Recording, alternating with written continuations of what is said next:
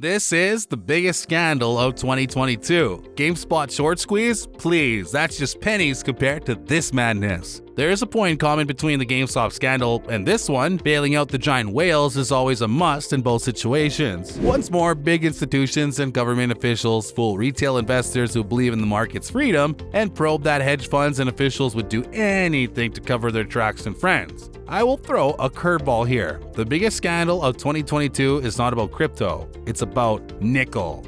But in this example, we'll see a real connection between these practices and why Bitcoin and all of our crypto communities are designed never to stand such massive bureaucracy. We are decentralized finance for a reason. This scandal started to unfold on March 8th. That day, the market woke up with 10 Red Bulls on a Saturday night. Nickel is a commodity in pretty much everything you see. Not only do they halt the price, but they also freeze all operations. So, for example, London Metal Exchange has suddenly stopped. Since that day, the nickel market began a rally that makes the Bitcoin chart look like a Fed bond. It was one of the most vertiginous rallies in history, like the tulip bubble in the 30s, but without the Ponzi scheme. Driven by an epic short squeeze, there's no other way to make something fly so high in so little time. If you have an immense pressure of bears shorting, you are going to have the moon squeeze. But let's explain the definition of a short squeeze for those who never got the chance to ride a historic bull market or a SpaceX shuttle ready for liftoff in your asset. When those bears sell an asset short,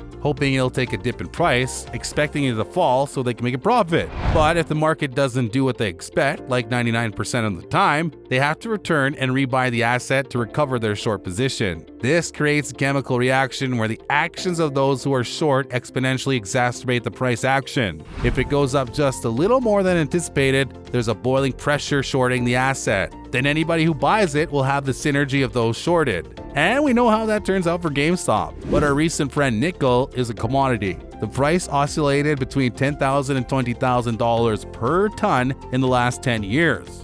It doesn't move much. This isn't Dogecoin terrain or your favorite meme stock. This is another market with its fair share of industrial CEOs. It's so different that these stocks and base metals are traded in a particular way, with no computers, bots, and straight yelling at the London Metal Exchange. Here's where the tragic scenario comes in one of the most prominent short squeezes. The short squeeze began a day before. When a short squeeze crisis starts, it's already too late. The price of nickel rallied over 66% in just one day. Everybody in the nickel industry saw an enormous crisis before them. They were also beginning to look closer at solvency of those who had margin calls, and if you need nickel as a producer. Welcome to the jungle, because it just rose 66% in a day. That's inflation. A red phone was ringing at the central office when they saw such a massive rally in the price. They decided that they would allow the market to continue trading as if nothing ever happened. We don't have official chats of those conversations, but maybe it was like this.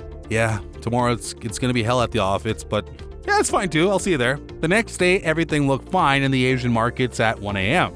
We know that feeling when you can't sleep, and you take a quick look at how Asia is receiving the news. We got you there, many of us have done that. But something was up. Hell broke loose at 5 a.m. Not just on nickel, disaster was everywhere, and prices went from the 40s to the 100s in just a few minutes. Imagine those who sold short. That red in their account got a new color.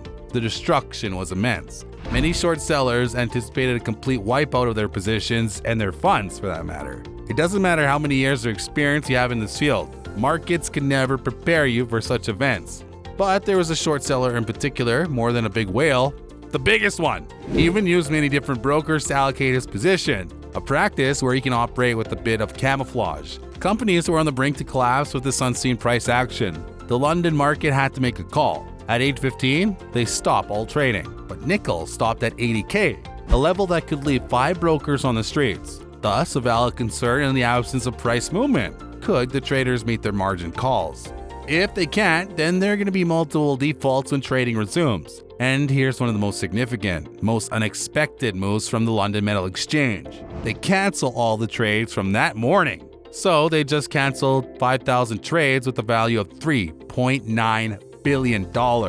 The LM put the market on rewind to the closing price the day before. Does somebody know a broker on crypto that could do that? Like I needed for a friend Bitcoin back to $1. Let's rewind just trillions of dollars in trades since 2009. If London Metal Exchange could do it, why not us? Oh sure, we're retail investors. 80 minutes was all it took to break the nickel market. And of course, this isn't all. That stoppage was for a particular investor, Mr. Big Shot, the investor behind a 250% rally in nickel in just 2 days. Mr. Shong essentially is the main man in Tsingshan Holdings, which is on the run for a significant short bill. He was behind a massive short position on nickel futures, an immense quantity of losses since that short position is in the range of 100,000 tons of nickel, $2 billion of daily losses. Big Shot spoke recently and said the company doesn't have any problems with its trading on nickel, that it's just a mere $2 billion loss for its $42 billion revenue. Shong is the major supplier of nickel in the world. Due to this pole position on global markets, he can manipulate the price at will. And that was what seems to have happened here. This isn't a first. JP Morgan 2019 made $100 million trading nickel. What a big coincidence. Being the principal producer of nickel, he knew that the price in 2022 could fall because he found a way to produce nickel for half of the cost. When you're a market maker and more than that, the owner of a commodity that you trade, taking a guess, it's a very profitable activity. And imagine who was on the other side of the trade, JP Morgan. But there was a part missing in all this all-star trade, the Russian-Ukraine war. Buying nickel from the third largest producer, Russia, wasn't a good look, so buyers in the United States and Europe decided to take an alternative route. That sudden decision was the spark that produced this massive rally in the metal price, allowing this historic short squeeze. Those shorts had to go into the market and physically buy it. Many brokers who executed those shorts now have to hedge their exposure by going long on opposing contracts. Add to that mix many hedge funds that understand what was happening and decide to pour more fuel and keep buying the contracts. This is when a severe market suspends trading and lets them cool off to line up credit lines to meet their margin calls. Unlike many other automated exchanges for those emergencies, no such thing existed at the London Metal Exchange. So after market was closed, they met to decide if to continue trades the next day. The worst decision ever was to open the market the next day.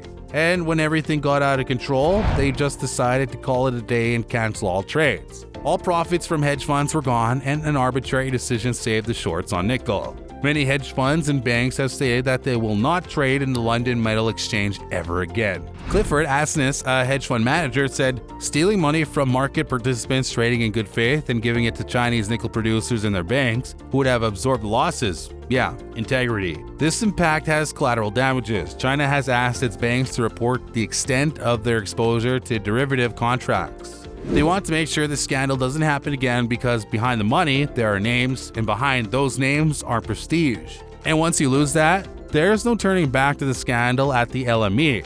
A broker that doesn't have automated circuits to do a proper trading halt in 2022, yet they question security integrity in the blockchain space? Once more, we saw how our community's technology and decentralized transparency could avoid all of this scandal. But what do you think? Can this happen with crypto? Leave us a comment with your thoughts, a fair valued like, and subscribe for more videos like this. Take care.